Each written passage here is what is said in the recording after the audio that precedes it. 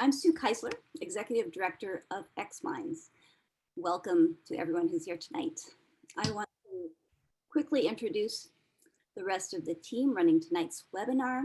We have with us tonight from xMinds, Melissa Egan, Chair of our Events Committee, who is working the technical side of this webinar and monitoring the chat.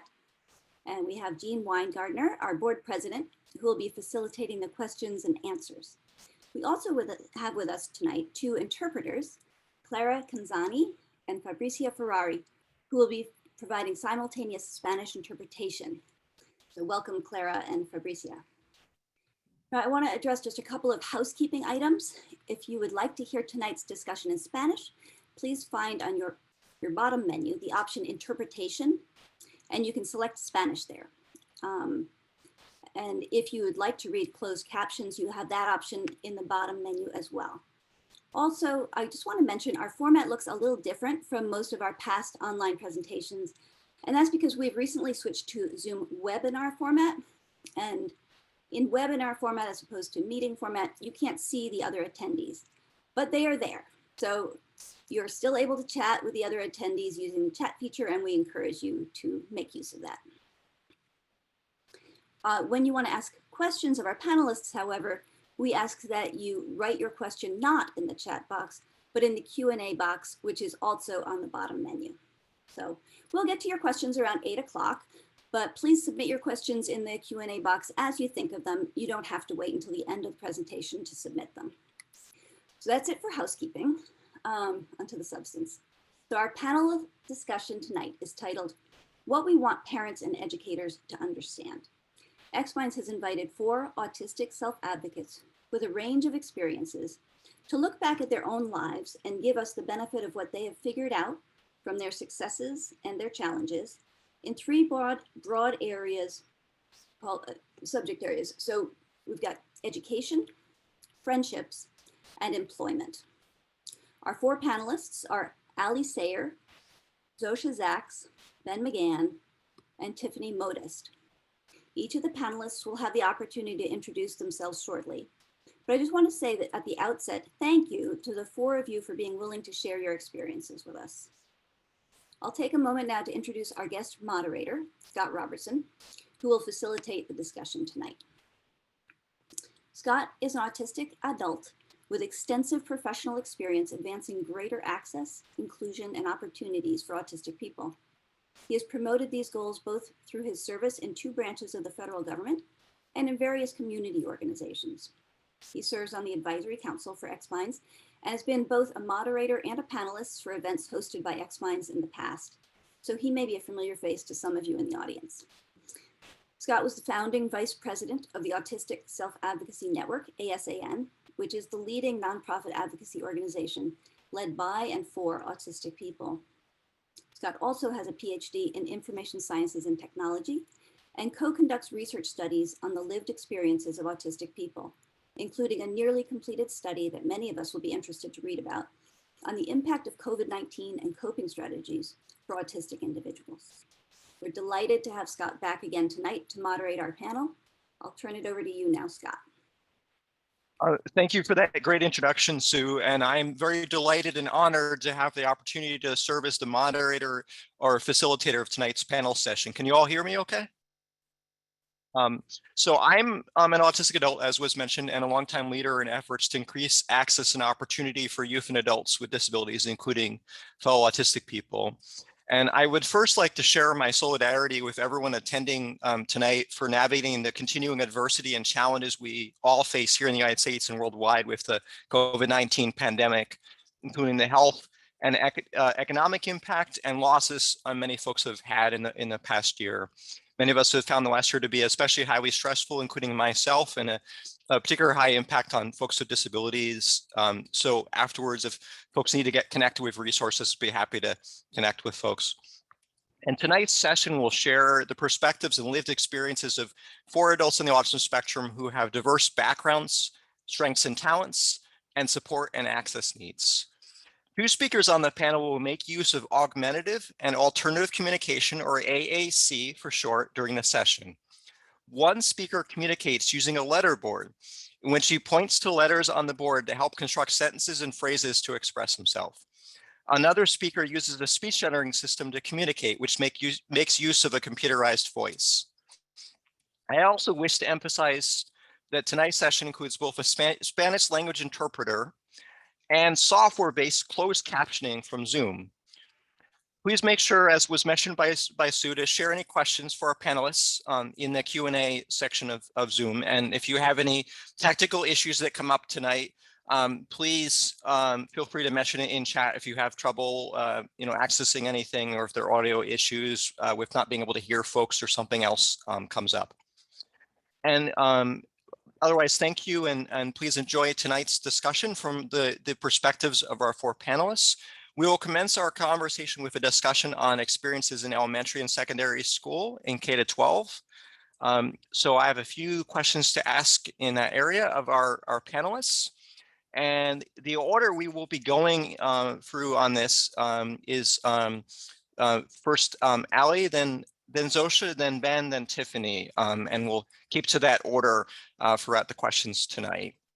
So first for you, Allie, can you talk about the school setting you were in elementary and secondary school in K-12, and how it impacted your journey to achieve a satisfying career path? What approaches to teaching and classroom support best supported your success in learning, and why? Yes, thank you, Scott, and thank you, everybody, including my fellow panelists, who I greatly admire, and it's so excellent to be on a panel with everybody. So I was in a variety of situations, educationally speaking, from like very conservative, kind of more traditional schools to slightly more liberal minded education to a completely self-directed democratic free school. So I really found that self-direction was the best way for me to learn, because I was really able to clutch on to whatever was most helpful to me or most interesting about a subject to me, and work from there. So that's obviously not exactly a classroom support. So in terms of that, traditional classroom supports, I think the best thing for me was a lot of flexibility and sort of being able to mold things as much as possible, in terms of like testing formats. Testing was something I was always very bad at. So kind of there's things that we couldn't just skip entirely, just trying to do whatever was possible to work on how that worked for me. And I think being able to advocate, or having people that could help me advocate for myself, was really helpful. Great, thanks, Allie. And the other question is, the sensory needs of autistic students have had a big impact on their educational options and success. Looking back, what could you have emphasized about your sensory needs to help your teachers and administrators support your success in school?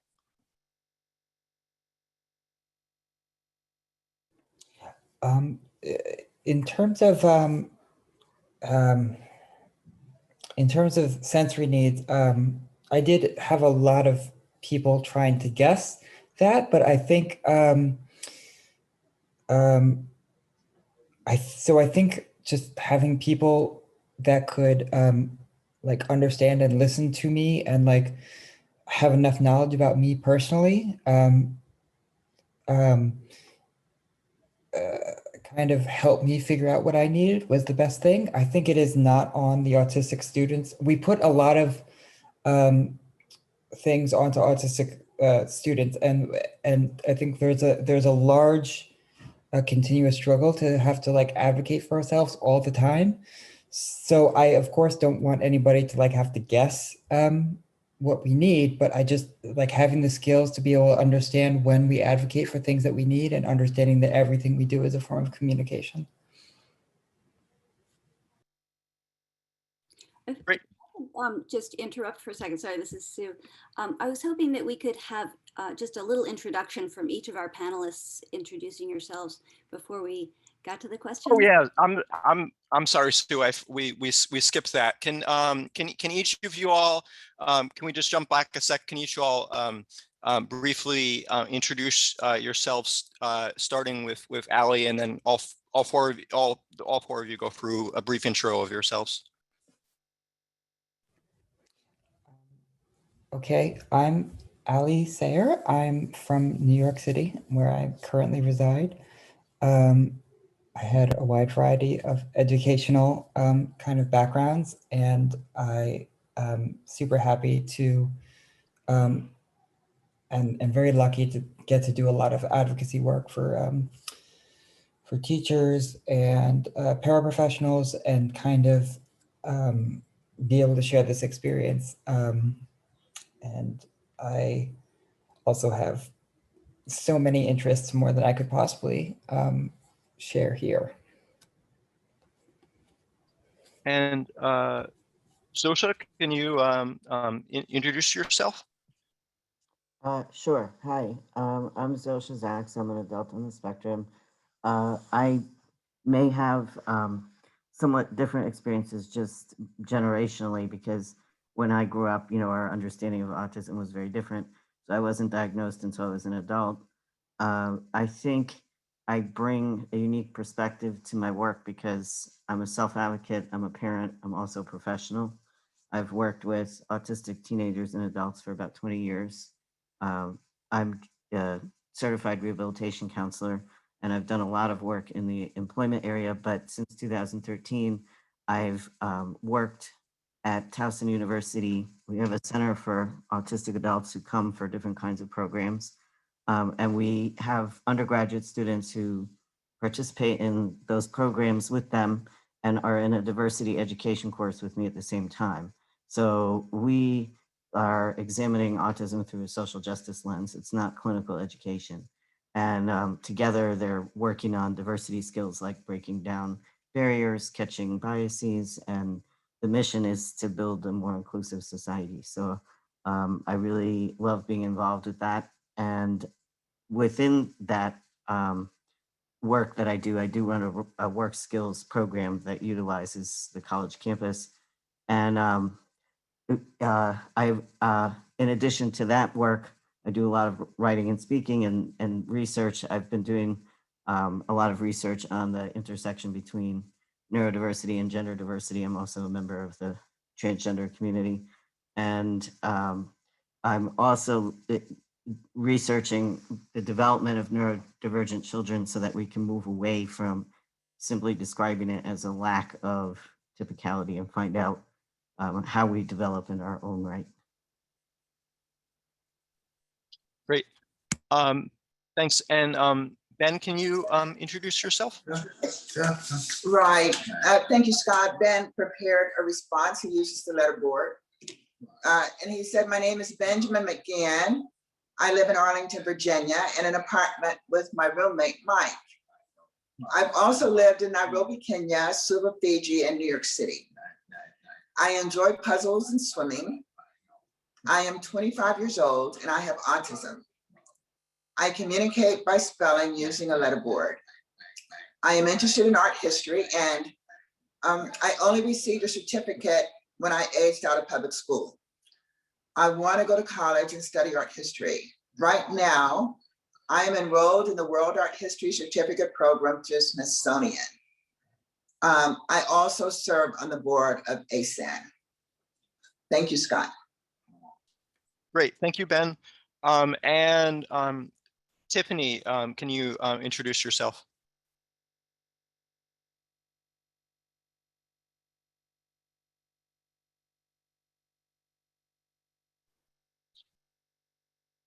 I think you need to unmute Tiffany. There you go. Thanks.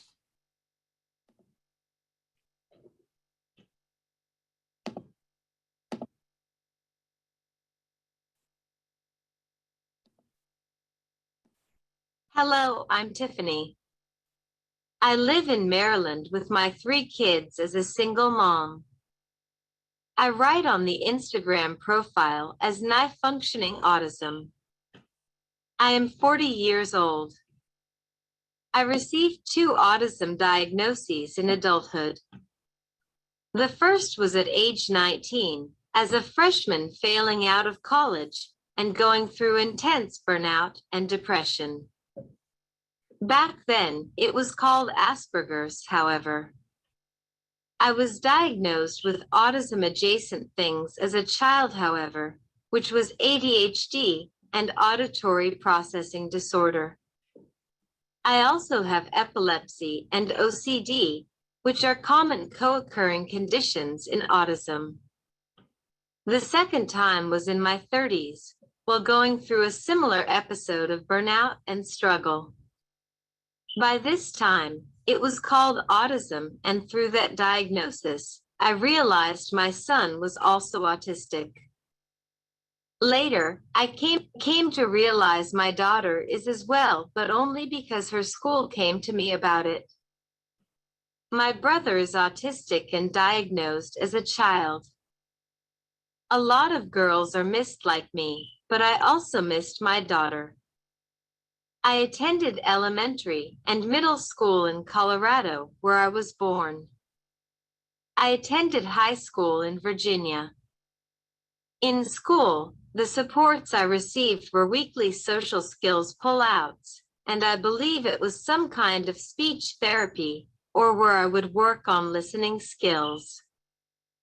I also has classroom accommodations for auditory processing disorder that I was actually too embarrassed to use. After high school, I went directly to college out of state and wasn't able to keep up the demands. I left right freshman year and eventually went back and got my bachelor's after having my kids. My work experience has been very spotty. Between frequent seizures, anxiety, social demands, and executive functioning problems, employment has been difficult to keep. My special interest or passion since I was very little was George Gershwin music and classical music, as well as medical science, both since I was very little and remain strong passions today. I use AAC and speech generating apps as speaking with my mouth is not as reliable as my writing. In fact, I only learned to speak spontaneously when I learned to write and puts letters and sentences together. Before then, my speech was mostly echolalia and scripting.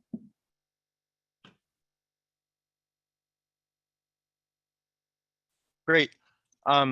Thanks, Tiffany. I'm going to switch back to the questions, and now you all know that I'm human because I accidentally skipped the intro. Sorry about that. Jumping back to our discussion here, I'd like to ask this first question we had about your all's experience with the K-12 school setting for our other panelists. Zosia, would you like to discuss? We'd like to talk about how your K-12 school setting impacted your journey to achieve a satisfying career path. That it can also include teaching classroom supports that's best supported your success in school and learning. Yes. So, just speaking about education broadly, a few points. I can't really speak to special education because it wasn't an option when I was little.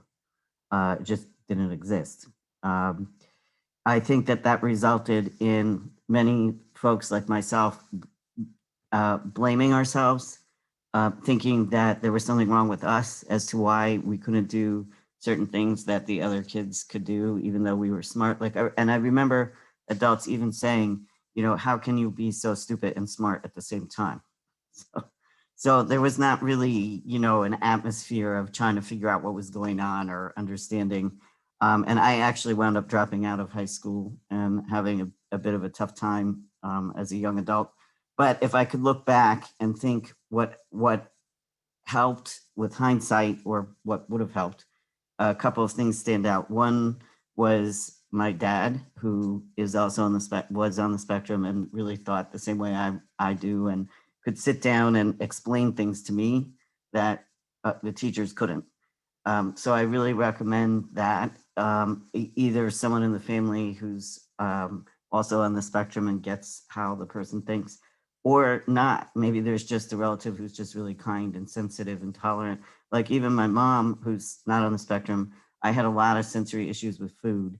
And so she would let me just eat bread and cheese in my room and, you know, didn't be like, oh, you're misbehaving by not coming to dinner, you know.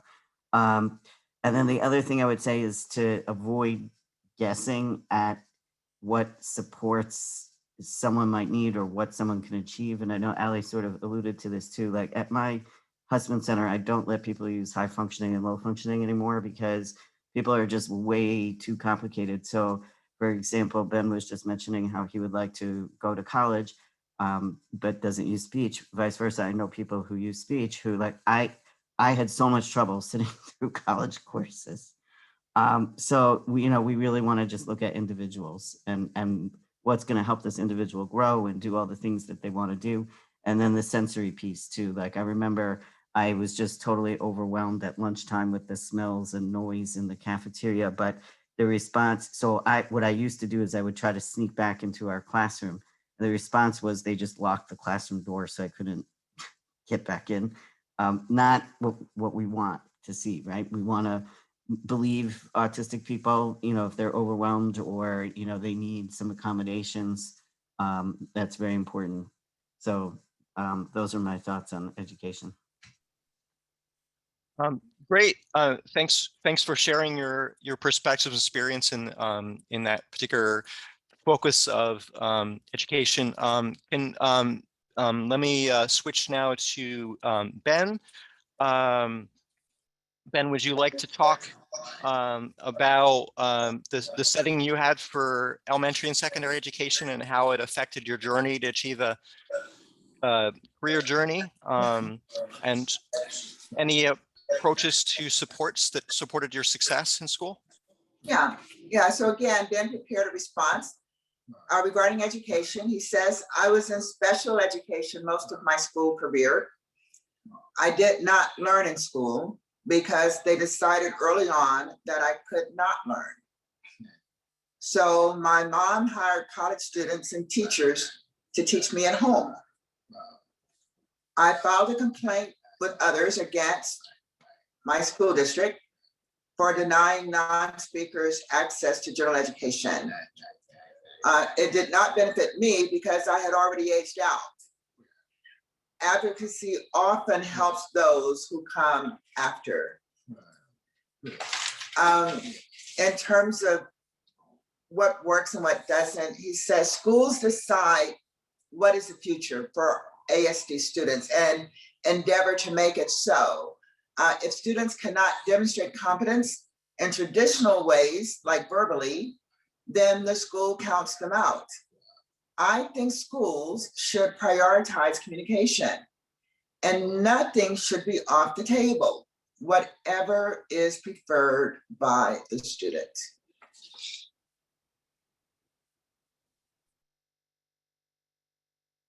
Great. Thanks for sharing that, Ben. Tiffany, would you like to talk about your own experiences in elementary and secondary school and what that was like, and specifically how it affected your journey to try to achieve a satisfying career path and supports that you had in school to support your success in learning?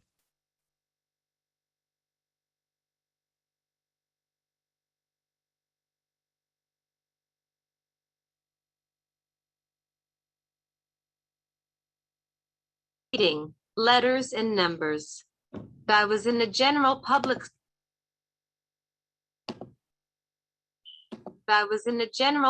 school education setting from the beginning. I would say this setting was helpful in one way because I was very into reading, letters and numbers. The school setting, learning anything academic was fun to me and I love the learning and regurgitating facts, which is really my favorite thing at the time. Other children, however, were not a good part of my early education environment. Their voices were too high-pitched, and they interrupted my thoughts and play. They also had very different smells and added a kind of sensory attacking environment. There needed to be sensory rooms with no smells or good smells, and quiet, or somewhere I can get my jumpies out. I felt sitting down all day and not being allowed to move was very difficult. Impossible, actually. I was always in trouble for getting out of my seat or having to move or messing with other students. I know now as a parent and former child that I could have learned all while moving. I pay attention when my body is processing the information as if it is going through my body first. It's not fair to expect a child that learns and processes new things this way to force them to sit and learn. I can learn best while pacing, jumping, dancing. All of my senses should be involved as much as possible. I was put into social skills pullouts weekly. That was from 1st to 5th grade. However, I wasn't interested in classmates until 6th grade when I no longer had access to social guidance. That was very hard, and I had to pretend to like things I didn't to fit in. It really was the environment that I lived in as well. I lived in a tougher neighborhood. When my family moved across the country, I finally was in a school setting where I could be more of myself, and that made a huge difference in my general happiness in my later school years. The social skills pullouts were with my guidance counselor and always 2 other students in my grade. All I remember is us playing and talking about things. After a couple years of this, I noticed that it was always me, and the classmates changed every time, so I figured out we weren't just playing, and it was thing for me. This model should have continues until 12th grade, to be honest. Social skills are too important to well-being during school to ignore.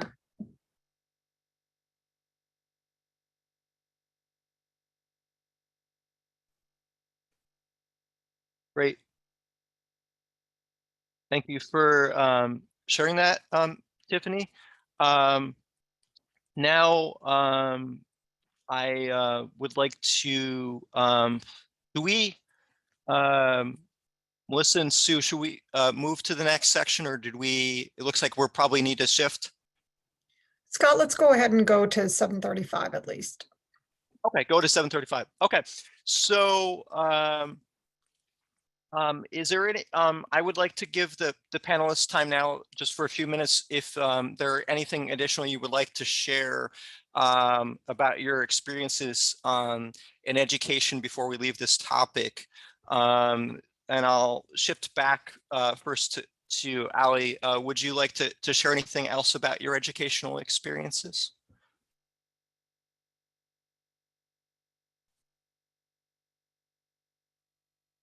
I think I will hold off until the next questions. And if I have anything, I'll come back and stick it in a different place. Zosia, would you like to share anything that we haven't covered yet about your educational experiences in elementary and secondary school? I think I pretty much covered it. I could add that now I'm on the other side of the fence as a teacher. I could just put out there that I think, you know, we've heard of universal design for learning. And if you haven't, look it up, because we know now that we are going to have all different kinds of minds in our classroom, and that's a good thing.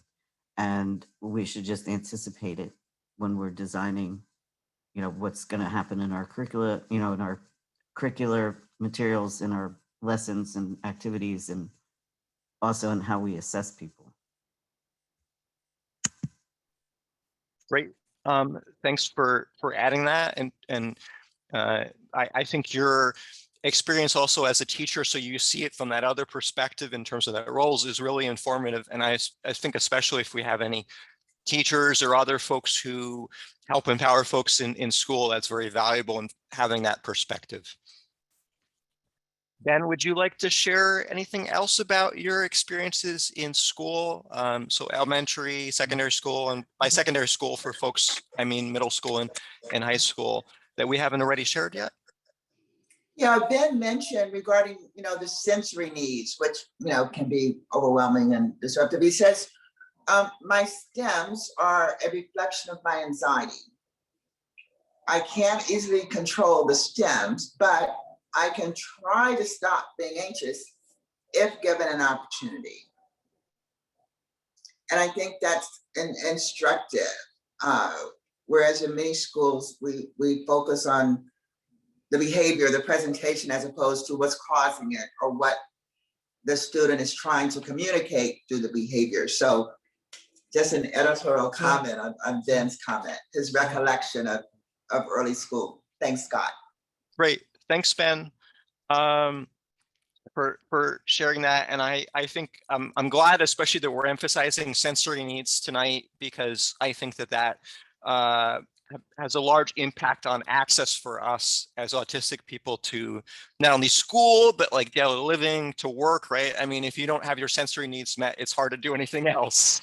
I'm very hopeful and optimistic that the world is learning more about that, especially from sessions like we're having tonight, where it can be very eye-opening for folks on the sensory needs and thinking outside the box and supporting sensory needs to make sure that folks have full access to, to scan school, daily living, work.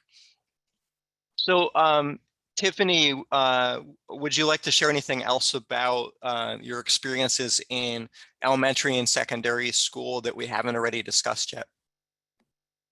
I would like more integration of different communication styles like letterboard, signing, AAC, and writing, not just focus on speaking and listening too much.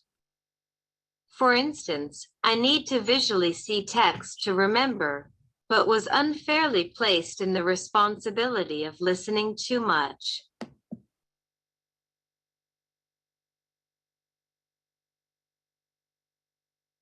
Great.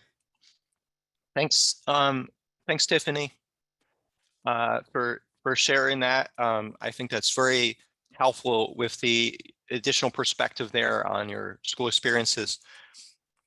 Now I would like to, unless anyone else has anything else, do the panelists have anything else that we haven't covered? We'd like to shift now to the next section. We're going to be talking about experiences of the panelists with friendships and social relationships and interaction therein. The first question is about your experiences with making friendships. So first, I'm gonna shift back to Allie for this. Can you describe your experiences in making and maintaining friendships in childhood? What were some key successes and challenges? Thank you, Scott. Before I go on, I just wanted to say that I absolutely concur with Tiffany about moving my body and learning was really important for me. I didn't figure out, or I didn't have the space to do that until post-secondary, post-secondary, where I was able to do remote learning and move my body while I was learning. And that was really, really helpful for me to be able to have that. But there's just in a lot of classrooms, there's currently just no way to fit that in. So also following what Zosia was saying about UDL and being able to bring in UDL to make it so that sort of different setups, both for communication styles and ways of learning in terms of movement of bodies could be incorporated. In terms of making friends, I remember struggling a lot with that. Not getting along with a lot of people, I think, was a pretty consistent thing, but also sort of wanting to be able to either like have friends or like play on my own, just like one or the other, and like not in the middle ground. I think that was hard for me because I didn't, I think I wanted to have a lot of friends, but I kind of felt very outcast a lot of the time. And so that wasn't great. But on the other hand, I've always had like a strong imaginary element, and I could just like think about things I want to think about or make up my own games or play on my own. And just having the space to be left alone to do that and not be like forced into friendships and relationships with other kids that weren't necessary to me. I think that was a not great thing, because then that ended up being a lot of because when you're pushed to make friends with other people, or at least when I was pushed to make friends with other people, I was always pushed to do it on neurotypical terms. So it would be like here, Allie, do this and play the way that they're playing, and like and then I'd often just get bullied or have to like do like turn taking, which then it just felt either like I was being bullied or it felt like completely inauthentic and I was bored and I wanted to go play on my own. Great. Thanks, Allie, for sharing that. As is being mentioned right now in the chat session, I just want to remind folks, if you can, please put your questions in the Q&A section of Zoom rather than the chat room. That'll make it easier for us when we cover questions from the audience later on. We'll try to also cover some of the questions that were already shared in chat, but it'll be a lot easier to go through the questions later on if you put them in the Q&A section instead. I'd like to move now to Zosia. Can you share your experiences related to making friends, your experience in making and maintaining friendships in childhood, and your key successes and challenges? Yeah. So I also was really isolated and outcast and bullied also. And, it's a complex situation because I agree with what Allie was saying, which is that it's not always learn how to socialize and interact and play in a neurotypical way. So I don't want to center that, but I do also want to put out there that as an adult, I came to kind of understand certain concepts that might have made things easier, or at least then I could have made certain choices, So I think often about the term code switching. And, if I had just had a few clues about how neurotypicals operate, that might have helped a little bit. Like, for example, it was like a total newsflash surprise of my life to learn that interactions sort of go back and forth. I don't mean necessarily conversational turn taking. I just mean that there's like this interpersonal tennis that neurotypicals kind of do. And I even remember sort of being invited into that sometimes by some nice kids, but I didn't know how to do it. So, just having some more information about that. Also, I didn't really realize what kids cared about. Like I cared about very different things. So if we were playing something, it occurred to me much later that what they cared about was being together. I cared about the rules. So if they weren't following the rules, I'd be like, stop, you got to do the rules. And they would get frustrated with me. So I don't mean that I have to do it their way or they have to do it my way, but if there had just been more cross-cultural understanding, if I could put it that way. I also talk a lot about not assuming that we all have the same social dictionary. So for example, in one of my programs, they were making cupcakes and the cupcakes were done.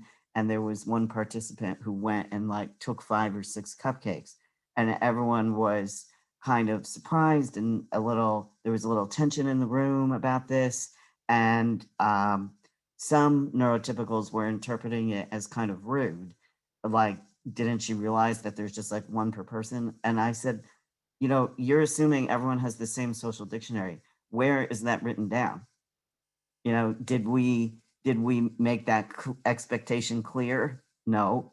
We could have also put out the cupcakes, one on each plate, you know, or, you know, there's so many ways that we could have supported that person. And so, you know, when you're thinking, you know, in your mind something about somebody, chances are it's just that they don't have the same social dictionary.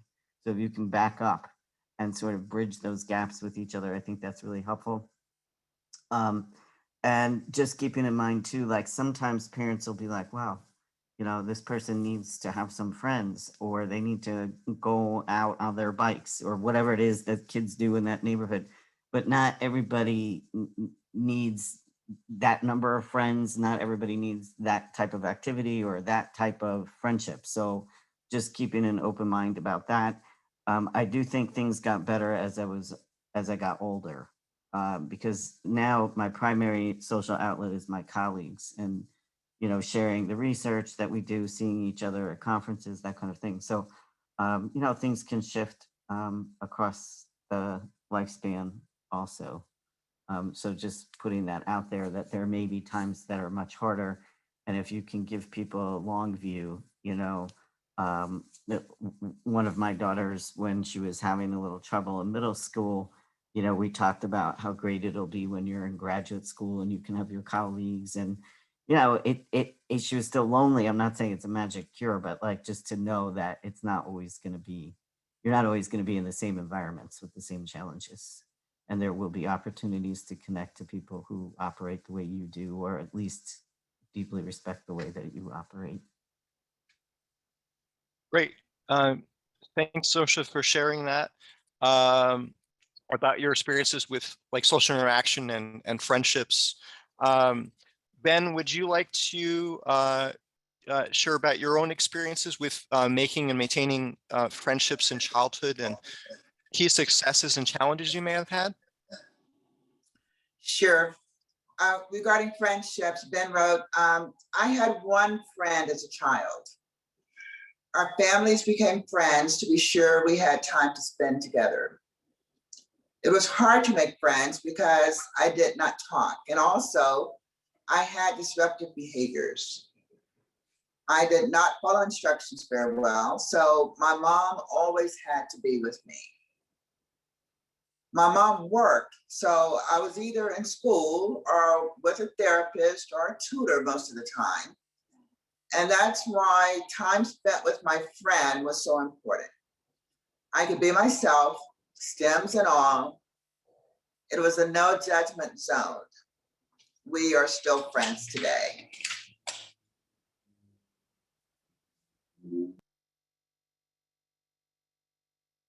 Great. Thanks, Ben, for sharing that. Tiffany, would you like to describe your own experiences with making and maintaining friendships in childhood, and some key, were some key successes and challenges you had with making friends? Asterisk, as a young kid, my mom said I did not talk to other kids, and I was usually very mean to them. I preferred adults as I could use scripts to dazzle them, but those didn't work on kids my age. Plus, I thought they were intrusive to my play. I didn't seem to play imaginatively, but I reject that was the case. I remember having quite a bit of imagination, but my play was more or less experimentation. I would imagine scenarios and try many things to see if they came true. Like playing with rocks or something like that. It looks like repetitive obsessions on the outside, but to me, I was learning so much during my play. My play was different, but it wasn't lacking anything. However, it didn't include others either. I think the only way I would have responded to peers was if they played with something I was interested in. If they didn't, I wouldn't be interested, but also most weren't interested in playing exactly how I wanted to, because I had a set plan during my play, and I was called bossy for making them do my play only my way. I would not accept any other way and would get angry. I mentioned that I didn't start really having the interest in other kids until late elementary and middle school. When I did, I had to pretend that I liked things like popular TV shows, music that I didn't. It was a daunting process, and I failed a lot. I learned eventually that what I was interested in, no other kids were. I would have liked to have social skills help after elementary school. However, what I did learn was very helpful. I think parents and teachers can help by getting kids around those like themselves. It's also good to be included with everyone, but not at the expense of the student. In my adult life, I have found it is great being around others that understand, and people should be doing everything they can to foster great relationships in general, but as well with other disabled students. This is another reason why the focus should be on robust communication and making it a priority.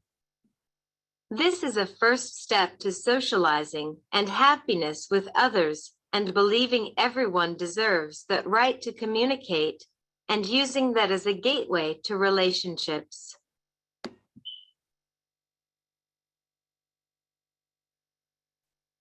Great. Thank you, Tiffany, for sharing that about your experiences with friendships and social relationships. Melissa, do we want to move to the, because we only have a little bit over 40 minutes left. Do we want to move to the next section, or do you want me to try to, or we could come back to it, I guess, is the folks' experiences in terms of with parents and social relationships? Let's go ahead and do that second question, Scott, and Okay. we'll extend the discussion a little bit. Okay. So one additional question we'd like to pose to panelists, and I'll start with you, Allie, is the parents and teachers often encourage autistic students to socialize more than they want to. They might enroll kids in social skills groups or push them to pursue friendships with their peers, for example. How did actions by your parents and teachers make you feel? Looking back, were their efforts helpful or harmful for your social life and for your interests generally? So I'll start with Allie with that question. Thank you. Thank you, Scott. My parents are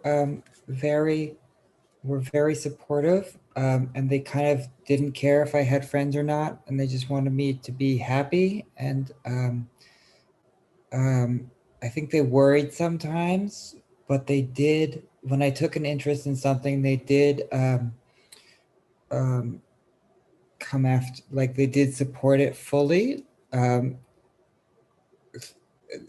a really strong degree. I think this kind of speaks to what's been said before about having that compassionate figures. I think my parents actually said to me, you know, when I was very little, I think in a very similar, they said basically what Zosia seems to be saying, that is like, oh, it'll be better when you're in grad school because you'll have like, you'll be able to pick things, you'll only have to like do things you're interested in, and you won't have to like suffer through doing a lot of things that are hard and unnecessary. I think that my parents definitely had this attitude that was like, this isn't something you need to do. Like, this isn't ever going to be important. You just need to like get through this test, or you need to like do this thing. In terms of more social things, I think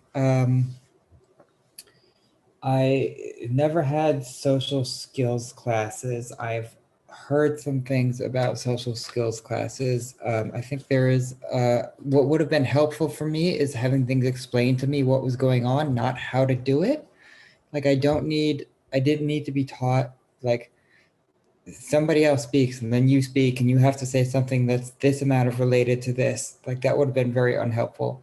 But being like somebody who could have been like, sometimes people will say something and then expect you to say something, and then ask them something about it, and like, or like talk about like how neurotypicals engage like this. And I think it's also worth noting that that's not a more valid form of communicating with people, right? I think that's a very robotic, like the neurotypical way of communicating is often feels like very robotic, despite the fact that autistic people are usually called robotic.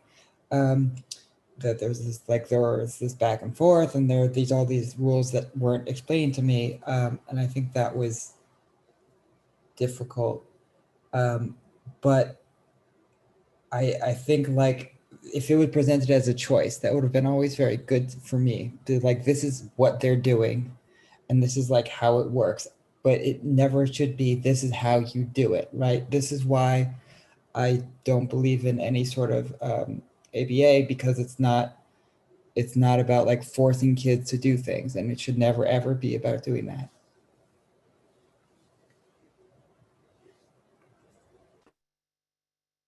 Great.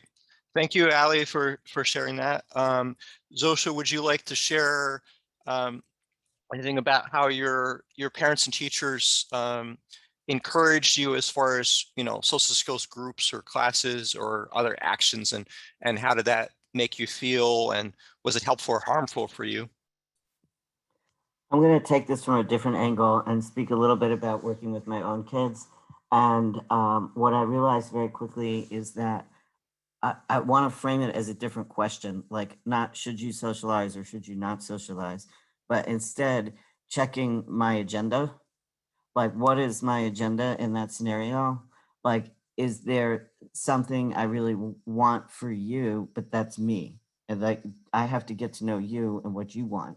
And that could be socializing, it could not be, or it could be some format of it that we haven't discovered yet. So it really is not such a binary question. It's more getting to know your child and really respecting their limits and their needs too. I had one daughter who was very, very anxious to join things, but extremely lonely at the same time. So it's not oh, I'm too anxious to socialize. Okay, well then the parent will back off and not do that pressure, because that wouldn't have helped her with the loneliness. So we had to figure out ways of connecting to peers that were going to work for her. So I think that's reframing the question a little bit. And I just want to widen that too, because I had two other points that I wanted to get to. One was that idea of loneliness reduction.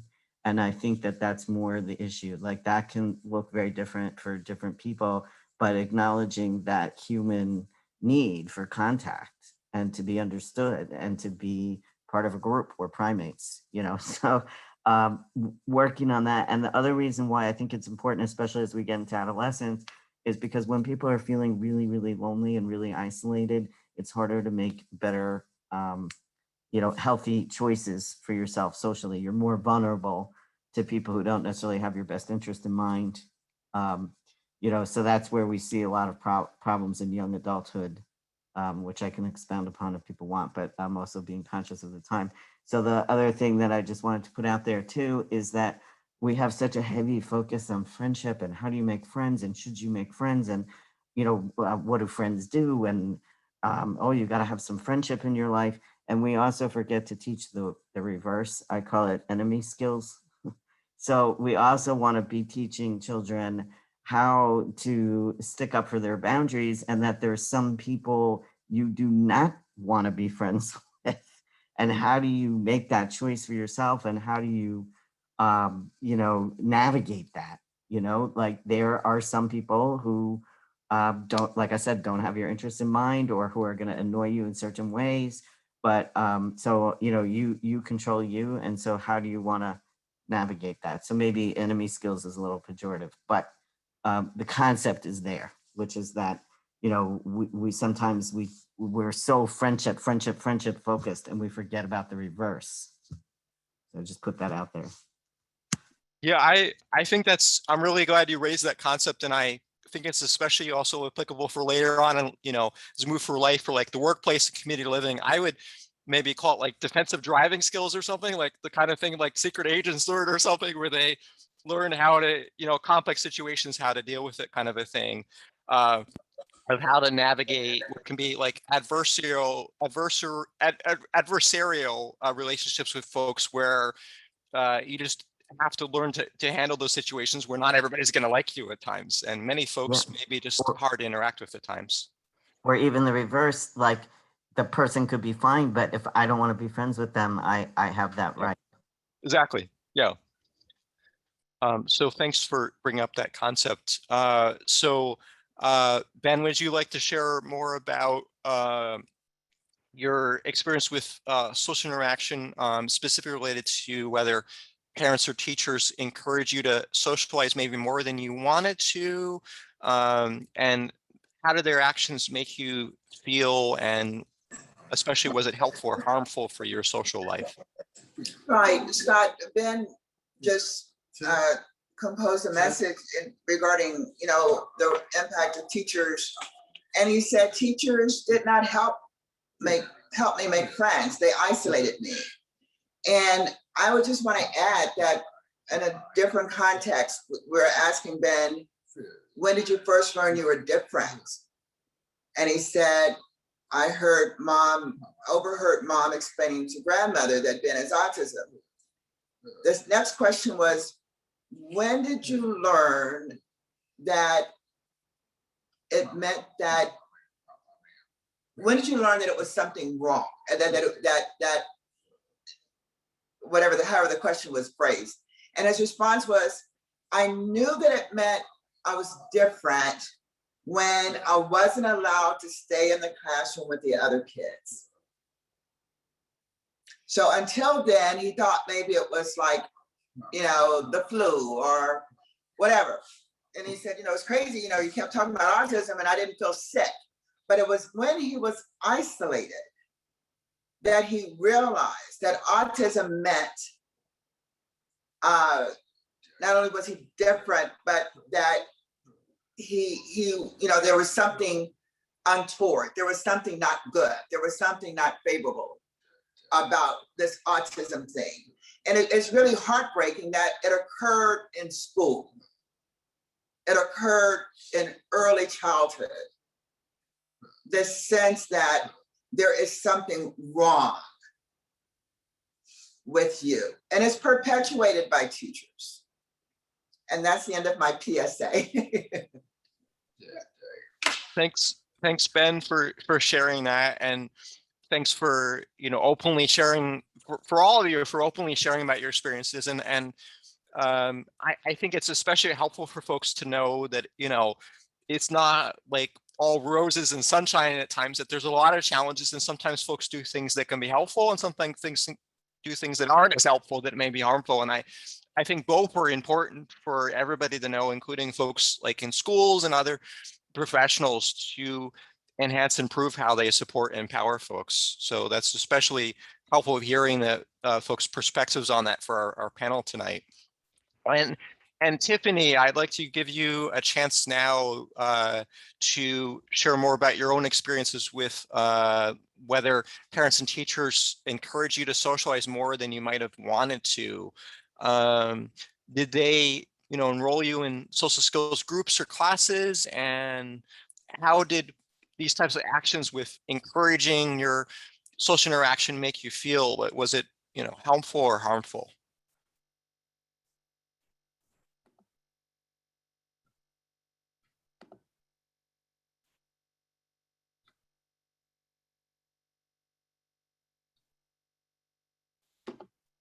I think I wasn't pushed into relationships or friendships at home. But in school, I was oftentimes forced to talk or told to speak up or use my words to talk to people. That was a little traumatizing, and I was made fun of for the way I spoke. If I had been allowed to communicate through writing or other forms of communication that weren't speech, I wouldn't have ended up so much social anxiety that persists to this day. But having a different way to communicate is so important for me now that I wouldn't be able to be here today any other way. But that form of communication needs to be accepted by all for it to feel helpful and relieving of social pressure.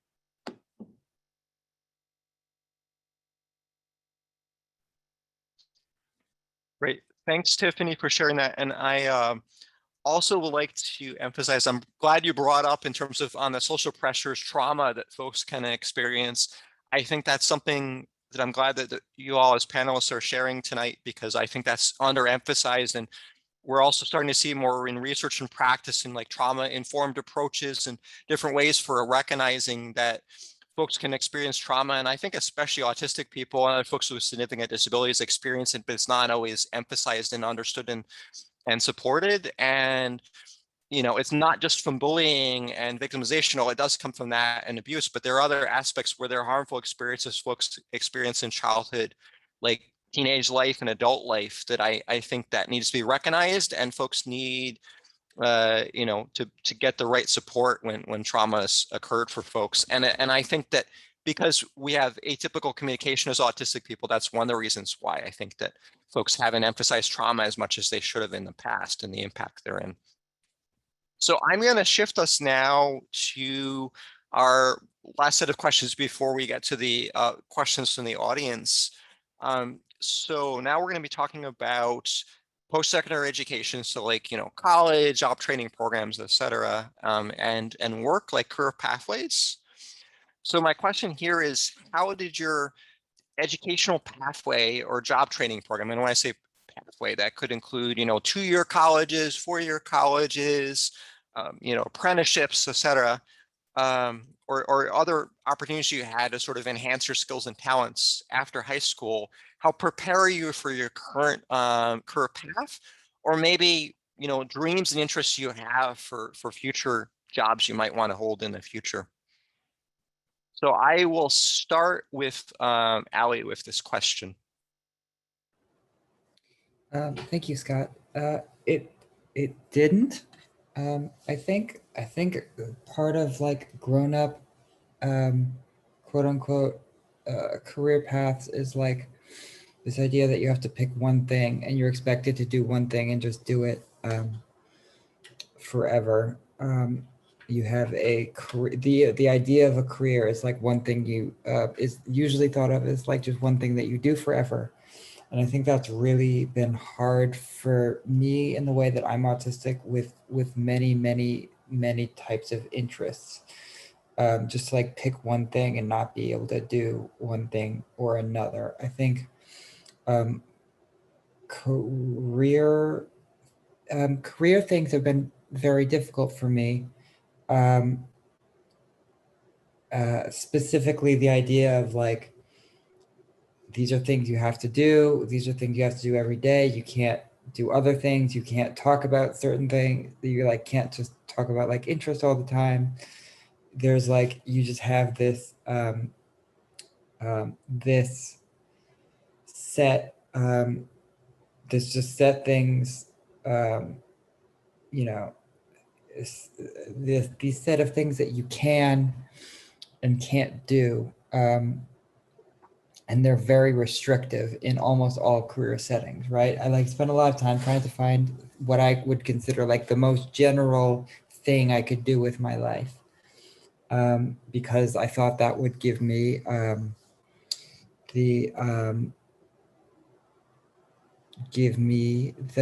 best chance at being able to explore many different things. But that's been hard. And I mean, I think my, you know, my main piece of advice about career and work is just do whatever you have to do. you know, ask for help if you need it. I think that's really, there's no shame in getting help from friends or having a partner who can, or partners who can support you. I think getting help from parents, this idea of full independence, I think is deeply ableist and rooted in this idea that this myth that people don't require help, right? There's no one on earth that is like truly independent. Everybody is some degree of interdependent, and I think that autistic people face the blunt of that in some ways. Not exclusively autistic people, but the idea that, but like also like disabled people in general, the idea that you can't rely on other people, you can't ask for help from, friends, family, partners, community, especially. There's no shame in asking for help, right? And like, I think there's a lot of beauty in being part of a community that helps each other and can support each other. And I think having that idea of as like an aspiration of being part of a community that can help and support each other is much more important than any kind of career or job aspiration. Thank you.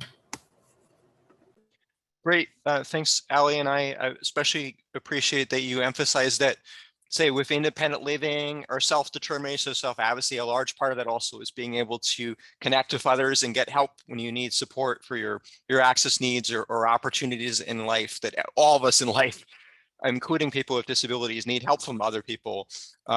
There's very few folks here in the United States or worldwide who don't need help from other people. And that's only folks who maybe, I don't know, live in a cabin, you know, out in the middle of nowhere completely by themselves or whatever, but that doesn't describe most of us.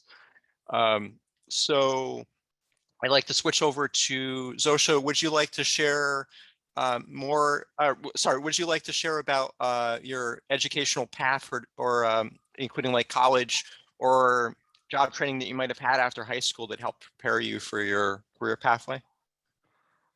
Yeah, I have a few points to share, but I'm coming at it more so from the professional angle of having worked with autistic adults for a long time on these employment issues. I mean, I would say employment issues for me were the tipping point. That's when I got diagnosed because, I mean, I was smart, I could do a lot of things, but I kept running into trouble. And I remember finally getting diagnosed and going to a vocational agency, and they said, well, you know, you can talk, you took the bus here by yourself. What do you want us to do for you? You know, I didn't fit that traditional profile. So anyway, it was out of that frustration that I went down this path of working.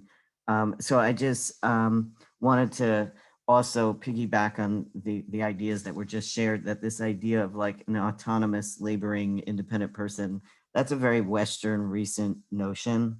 And it's not really true because we all depend on care labor, which is also really discounted in our society. Even if that's buying yourself a sandwich during your lunch break, someone's making that food for you. So we're all interdependent. So anyway, some key takeaways. I see too much emphasis on task training. What I mean by that is they teach you what to do at the job. And autistic people are very smart. We can figure out whether it's programming a computer, you know, recycling, whatever it is, that's not the issue. We need a lot more time for what's called work adjustment, which is just getting used to being a worker. So anything people can do for that, like work adjustment, and that's the program that I run at Towson University. So we're going around to the cafeteria, we're going around to the library, and we're trying different jobs. And sometimes people will say to me, well, I mean, I know what I want to do, so why should I do this program? And it's because it gives you that time to see what's expected of workers. For example, I worked with this gentleman who was very smart on the spectrum, accounting major, got a great accounting job at a really famous firm right after graduation.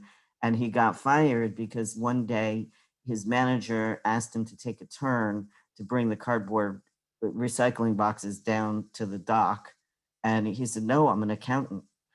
So just not realizing some of those more socially laden expectations. and working on that social communication, but not in the way that it's always, normalizing the autistic person. It can also be about self-advocacy.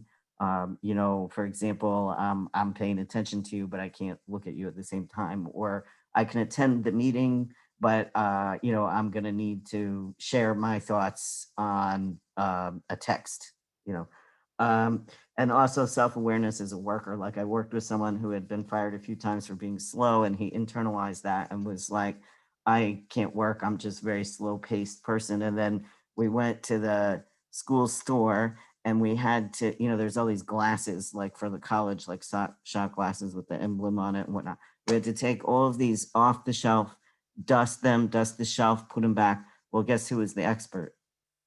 Someone who can go really slow, so none of those glasses break. So just getting a chance to learn about yourself, breaking down abstractions. For example, So I think we're gonna have to move to I'm gonna have to move to another panelist. okay.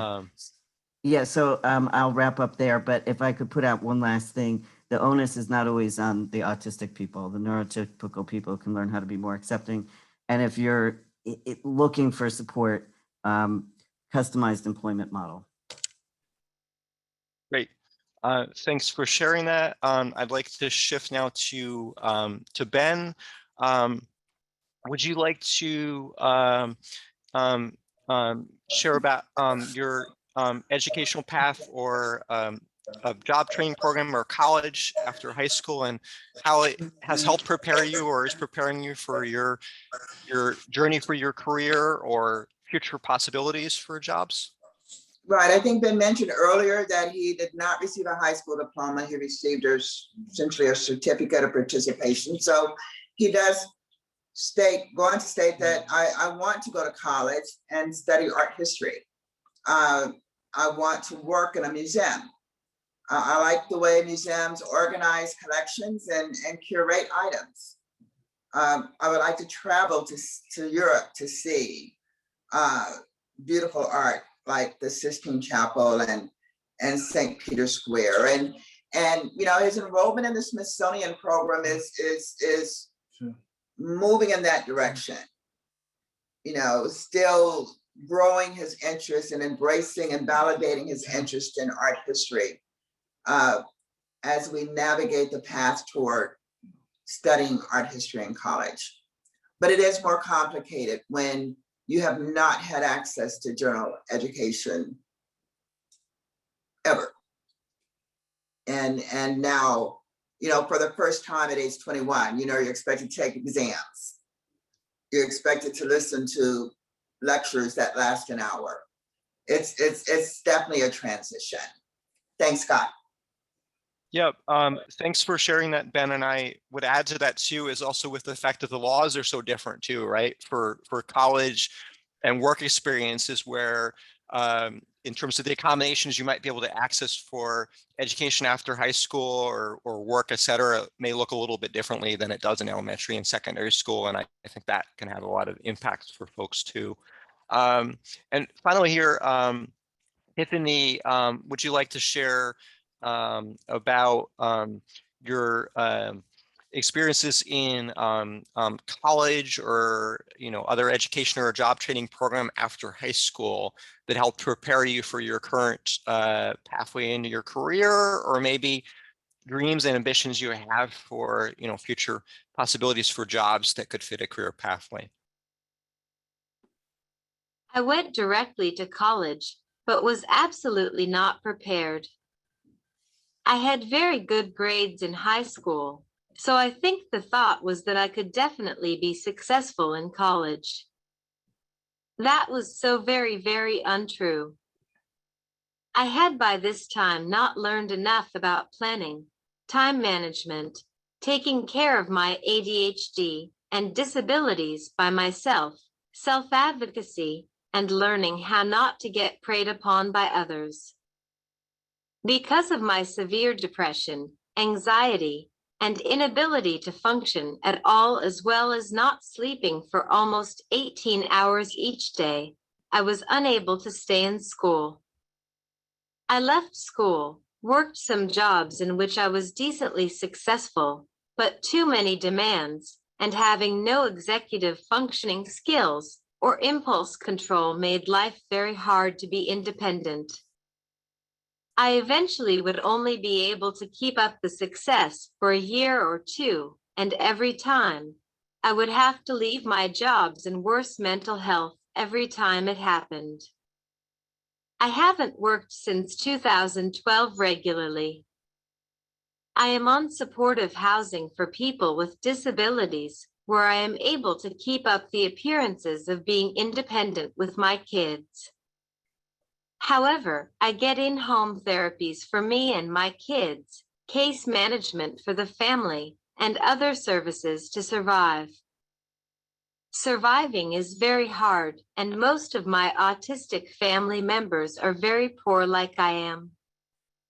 I have a bachelor's degree, and then went on to get an IT post-baccalaureate, but all of that is no good if I can't access jobs. If I have seizures, social struggles with the corporate environment, executive functioning, stimming, and impulse control issues, it gets very hard to stay in employment. That makes me very sad often because as a kid, I had a different dream of my life, and solely because I had good grades, others did as well, and it's hard to face that having these disabilities and not having access to the world makes is very hard.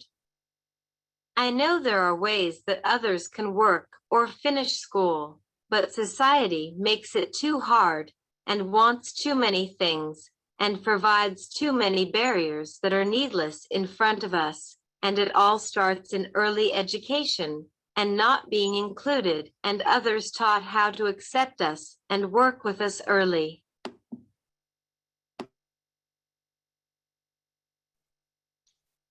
Great.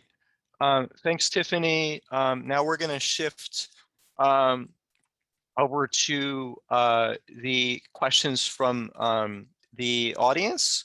And by the way, we have a lot of questions, so we may not be able to cover them all. I don't know if Jean, Sue, and Melissa, I don't know if there's a possibility of if we could connect with folks over email, either afterwards or whatever, to help answer some of the rest of these, because there are more questions than probably we'll have time to cover. But Jean, it looks like the first question is from Michael Jackness. Do I have that right? Yeah, I've been looking, like, there are so many great questions, and I sort of have looked at some that were asked more than once. So maybe we could start with some of those. Okay. That'll helpful if it's in patterns. That's helpful. Yeah, definitely. So we had several people ask, what is your ideal social skills or socialization accommodations or programs look like in an elementary and secondary environment? Like, what would have helped most for both, neurotypical and autistic kids? So let's see. Allie, would you like to address that first? Yeah, I think a couple things. I think the idea of integrated settings are very important, because I definitely felt like Ben said, being like separated from other kids definitely made me aware that there was something quote unquote wrong with me. I think that was not helpful. But I also think that I think less like social skills, less thinking of it as like social skills and more like information sessions. Just be like I said, somebody to explain to me what autistic, or like what the expectations are from autistic individuals without in any way expecting me to act like that, I think would be very helpful to me. I think the idea of just being able to know more about what is happening, so I can choose to whether that's something I want to do or not.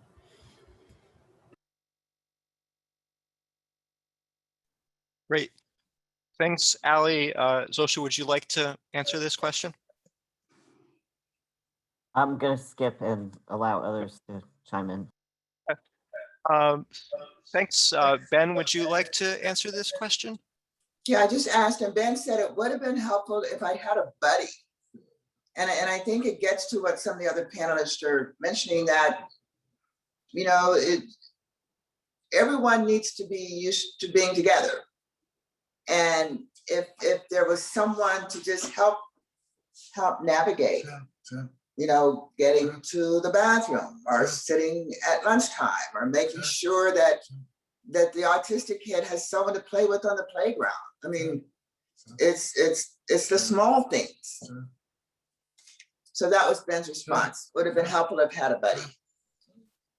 Great. Thanks, Ben. And I think that also some of the folks from the audience also had mentioned things like having access to peer mentoring. And I think that fits into your mention of a buddy system. And I know that we're also starting to see some progress in that. And also for adults is to maybe have mentoring like you see in the mental health system, where we have like peer supports, where it be like autistic adults who can support other autistic adults. It would be helpful. I know I've seen that in Pennsylvania. Then also, Tiffany, would you like to answer this question? I think teaching others to accept people how they are is the only way to help me at the time. Teach other kids to know about others and that people behave differently and don't need to be made fun of.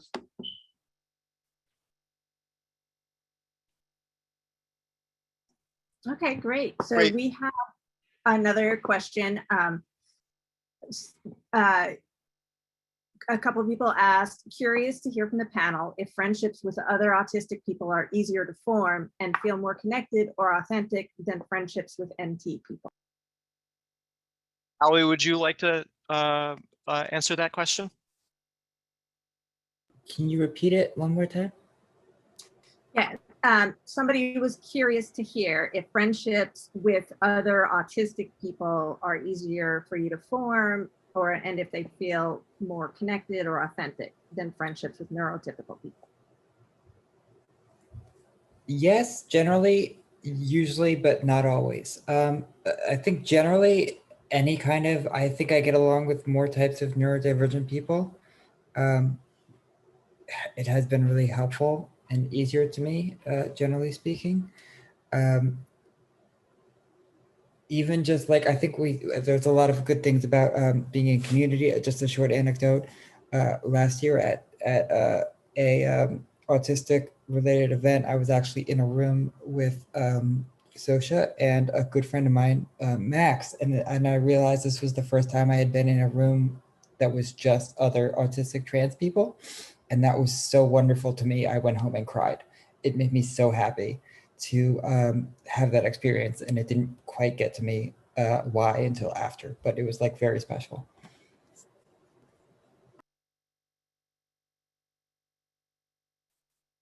Great. Zosia, would you like to answer this question? Just very briefly, I mean, we know this about humans, that we deeply desire to find people who get us. So yes, I mean, it depends somewhat on the individual, of course. But it's nice, you know, going back to that code switching idea, it's nice sometimes not to have to code switch all the time and to just be with people who get it. Great. Thanks. Ben, would you like to answer this question?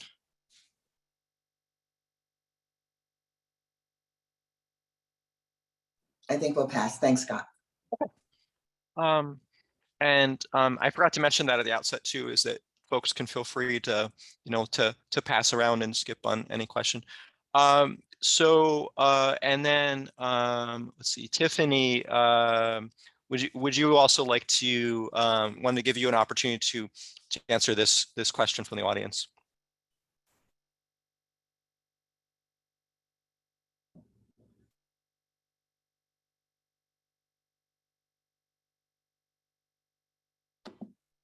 Yes, in fact, somehow in my life, I have a large circle of friends, but all of them are either autistic themselves or have close family members that are. I don't feel the need to mask my autistic traits or stifle my stims. The neurotypical people with autistic family members teach me things or help me interpret things I wouldn't be able to grasp by myself. It's freeing to be around people and able to be myself.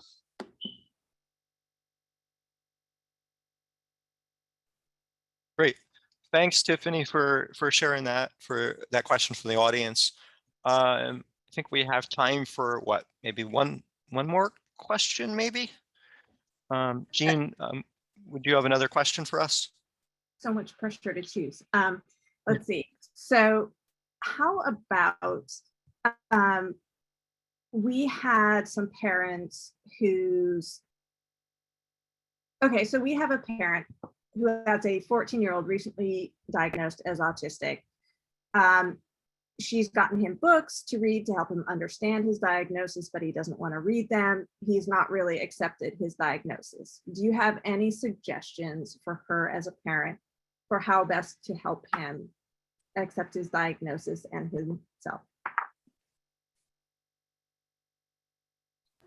So with this last question here, Allie, would you like to answer it first? Sure. I think meeting with other autistic people or reading materials written by autistic people, I think the way that non-autistics write about autism makes it very, very hard to recognize what it means to be autistic. Yeah. Great. Thanks for sharing that. Zosia, would you like to answer this question? I have kind of an unusual way of answering this, which is that sometimes we want teenagers and young adults to do something and they just won't or are completely uninterested in anything we have to say.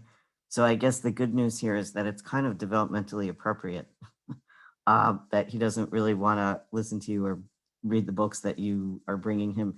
I think we desperately want our kids to be happy and to feel good about themselves. So I'm not saying don't give up or don't do anything, but just maybe kind of hold that too, that this is very typical in adolescence where, you know, it can be very hard to kind of come to terms with who you are and work through that. And sometimes with these young adults, we kind of have to give them a little room to have their own journey, but just sort of be there as that voice that's providing the opportunities or providing the information and sort of holding them in that space. I think also framing it, how you frame it, because if it's like, oh, learn about this thing that makes you totally different. I mean, what adolescent wants to hear that, right? But I mean, maybe instead it could be like, hey, you know, there's this information might help you understand some ways that you operate, and other people may have been going through some of the things that you're going through. So maybe just thinking about how it's packaged. Great. Thanks, Zosia. I want to give opportunity now to Ben, and it looks like Ben is ready maybe to answer this in a second here. I wasn't sure he wanted to comment on it, but he did start spelling. He says, stop forcing labels on people. That's a very, what, Gen Z, very millennial thing for sure. Ben's a millennial. But it's just, I'm not going to expound upon his words. Do you want to take some more time and say something else? Okay, give us a little more time. And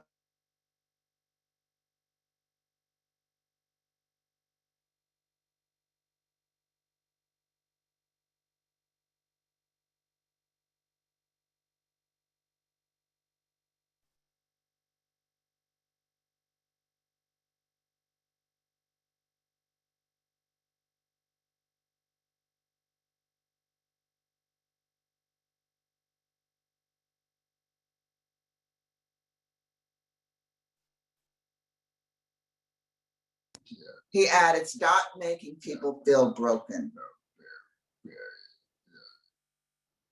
So as a, as a non-parent, I think that's interesting advice to a parent.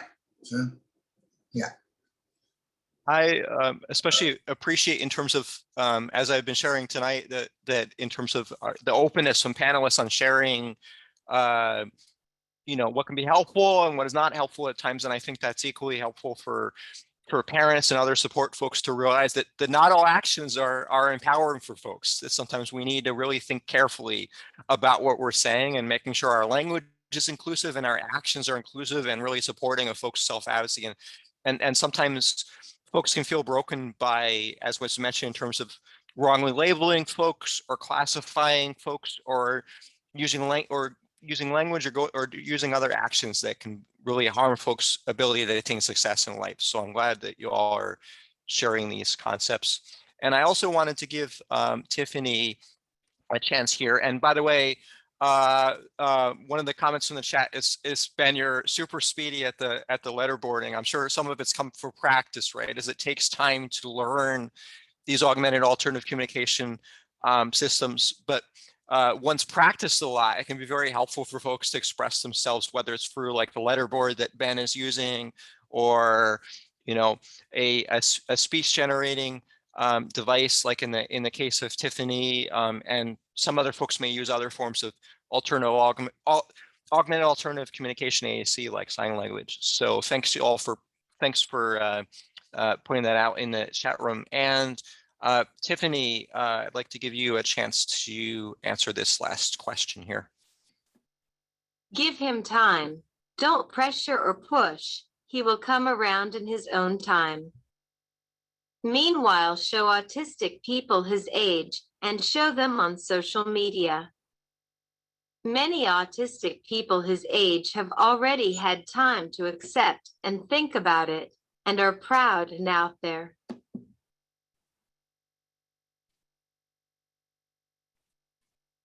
Great. Thanks, Tiffany. Oh, and by the way, there's links in the chat room to, I think it's an evaluation form. Do I have that right, Melissa and Sue? That's for this session, since we're winding down on time here. And I don't know if we all have the capacity to email that out to folks too, in case they didn't catch it before they had to jump off. So we're going to, Sue, I'm back here.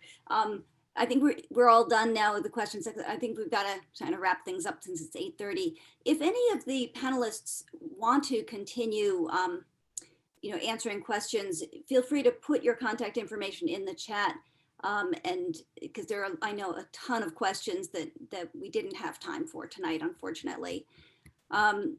So I did want to say that I really appreciate everything that all you panelists and Scott have contributed tonight, and sharing your personal experiences. It's invaluable, and it was really great for you to do that. And thank you to our audience for your interest. Really appreciate that too. So we're going to have this feedback form, which we really would appreciate it if you could complete. We've got the QR code up on the screen. If you don't have your phone handy, then the link is in the chat. I just want to say this is our last presentation for the year. So we will be taking the summer off, and then in September, resuming our monthly speakers. And so everybody who has registered for this will get notice of our September, starting up again, because you'll be on our mailing list. So thank you all for coming, and please do fill out the feedback form, and and all my best for a great summer. Okay, take care. Great. Thanks everybody, and safe and well, and thanks everybody for attending, and the interactivity, the liveliness you all had with all the great questions was wonderful. Sorry we could only answer some of them because there were just so many awesome questions everyone had.